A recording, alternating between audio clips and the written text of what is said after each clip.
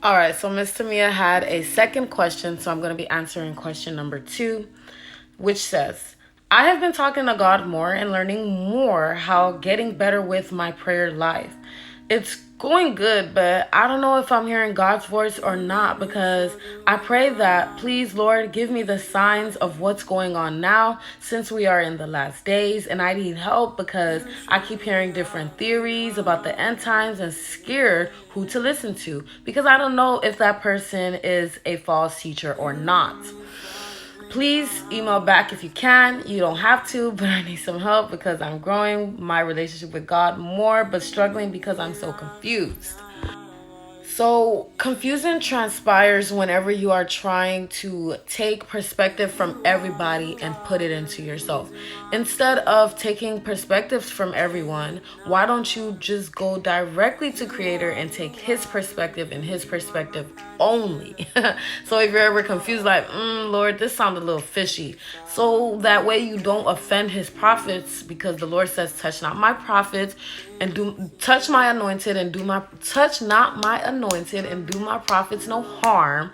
He says leave his prophets alone. So if you're not sure, I wouldn't even tamper with his prophets, right? So whenever you're not feeling sure, if you're just confused a little bit, go to him. Something about God is he clears it all up. He clears it all up. See, that's one thing I can say, that I can lay on God as if I am laying on a cloud. Like, that's comfortable, that's trustworthy in what he has to say, in what he has to say about anything. Like, if I listen to other prophets, which I don't that often, like it's here and there, I'll be just dabbling into it to see what they gotta say, but I always take it back to God. And that's another thing, if it really resonates, always take it back to God. And that's one thing a lot of people mess up on, is they don't take it back to God. I also noticed that I didn't answer one part of your first question, Tamia, which was Valentine's. Can we celebrate Valentine's as Christians?